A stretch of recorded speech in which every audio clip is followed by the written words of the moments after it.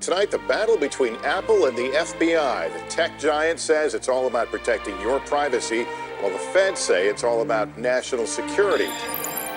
It's a move Apple CEO Tim Cook is calling unprecedented and a threat to the security of customers. US technology giant Apple says it will challenge a court order to help investigators break into a cell phone. The privacy versus security debate has stepped up a gear following Apple's stand against the FBI over its use of encryption. The mobile messaging service WhatsApp has weighed in on the argument by turning on strong encryption for its 1 billion users. In Europe, the tragic events of Paris and Brussels are still fresh in many people's minds. Yet concerns about privacy arise as the Investigatory Powers Bill, the so-called Snoopers Charter, continues on its passage to becoming UK law. I want to take a look at the arguments between personal privacy and national security, and try to understand what privacy might mean in an age of surveillance. So, to start with, let's sort out some definitions. What is encryption? Careful of who might be listening, I made a call to Keith Martin, Professor of Information Security at Royal Holloway, University of London. So Keith, could you tell us what encryption is exactly? Well, encryption, broadly speaking, is the sort of scrambling of data into some kind of form or structure that is unintelligible. So it's basically replicating the sort of the private spoken word in an electronic context by allowing information to be transferred in a way that someone observing it cannot read it, but the intended recipients can read it. In the current day, how widespread is its use in internet communication technology? It's ubiquitous, really. I mean, if you've got any form of electronic communication, and now almost everything is, so it's in many ways a good thing because it's designed to lock out people from information that they should not see. Where you've got a dilemma, though, is that in certain aspects of society, you might want sometimes information which is not intended to be seen to be actually seen, and the classic examples would be law enforcement and national security. More than 120 people have been killed in Paris and more than 200 are injured in There a have been series 2 explosions at Brussels airport and a blast on the metro in the city centre.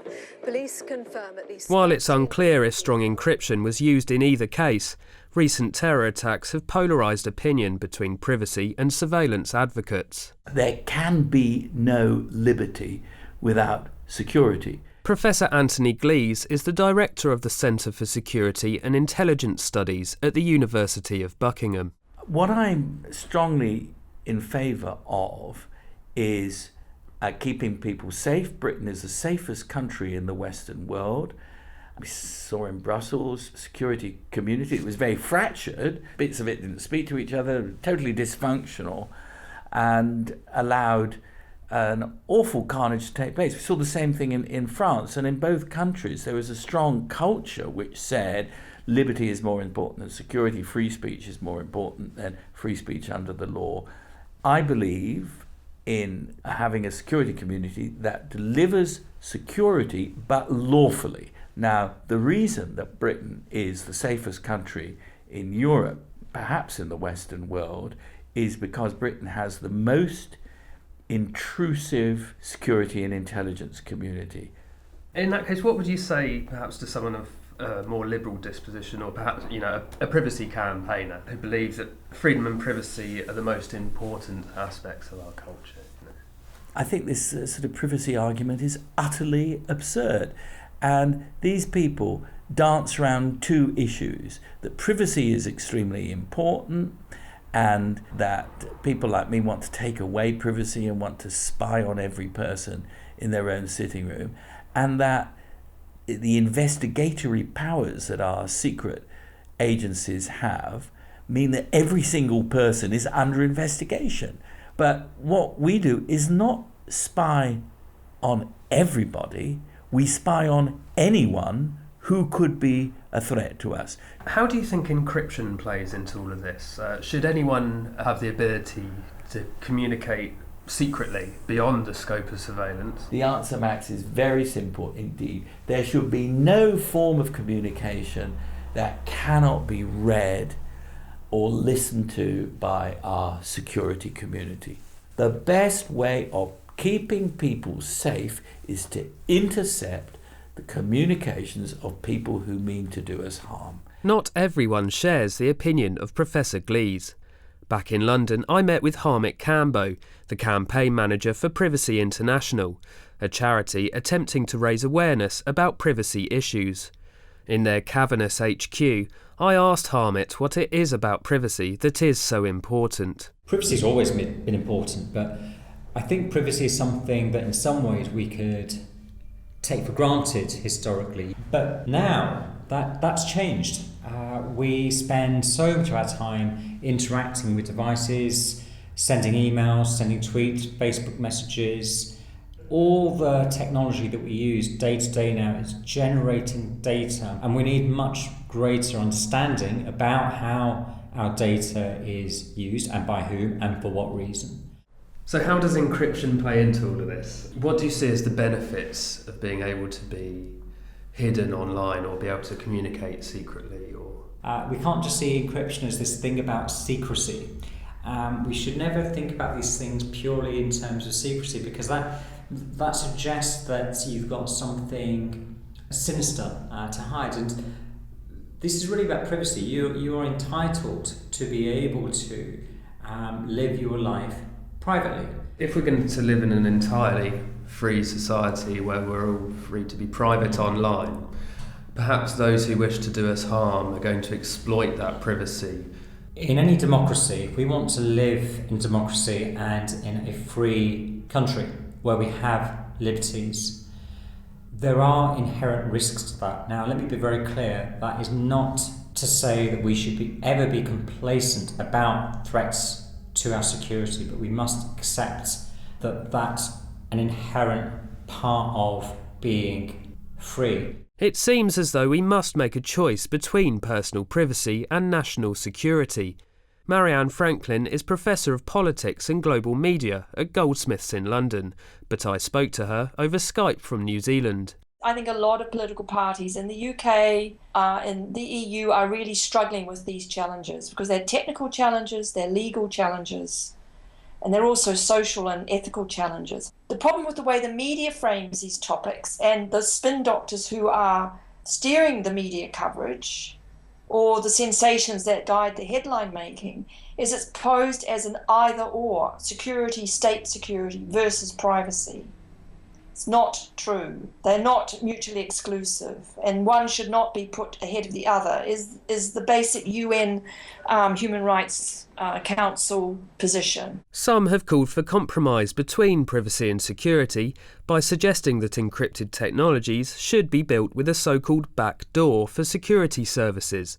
Along with many in the tech community, Keith Martin is concerned that these could be exploited. So what these are essentially doing, and they're hidden ways of making the device less secure than it appears to be. Now, in 2016, with the amount of knowledge that's around the world on how security is provided in computer systems, this is incredibly dangerous to have an infrastructure where there are ways around it, which only some people know. And backdoors, I don't think, can ever be locked out to the point that they're unfindable. Striking a balance, it seems, is a technical and political challenge, but perhaps one we should overcome. Oh, we shouldn't have doors that lock too well, because otherwise the police could not enter the house when, in fact, no, they need to enter the house not with a warrant. Well, surely that is doable, and worst scenario, the police crashes the door.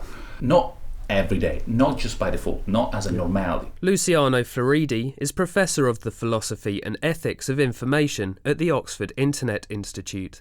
He believes that with a philosophical outlook, there might indeed be a solution to the debate.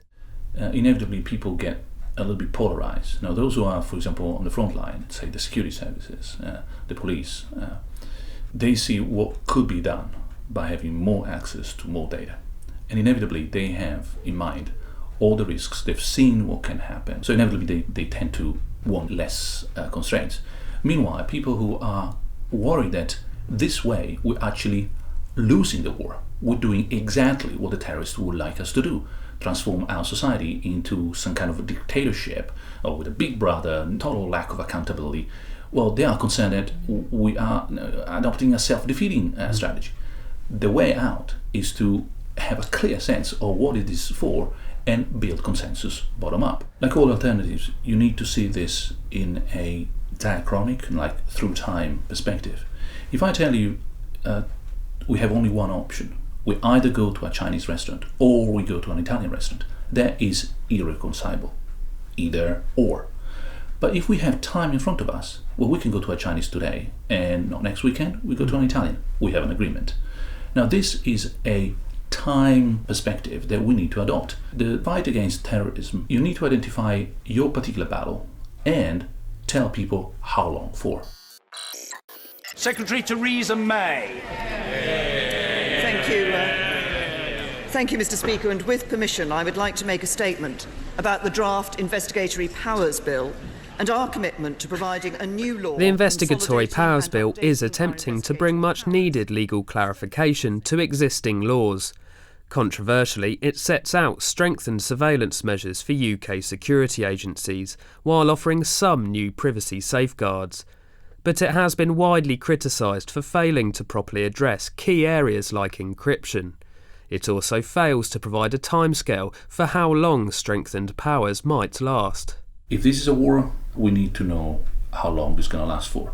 So something like this, I think, would be received in a very different way if we were to come with for the next 12 months, for the next 18 months. Then we will know that we can reassess, we can change our minds. While government surveillance has dominated privacy debates, perhaps we need to pay more attention to those who hold the keys to the encrypted services we use. It isn't just governments who are data mining and tracking us.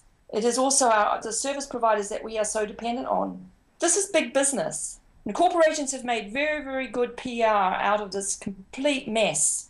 However, there's not enough being said about just the complicity of corporate service providers. Do they need to take that much data? Do they need to mine it that much? And do they need to archive that much? The information age is maturing, and we need to become more aware of how our data is used, and, as a society, overcome a number of challenges. Governments and companies want our personal information, and in deciding what privacy might mean in an age of surveillance, we must choose who we can trust and just how far we can trust them.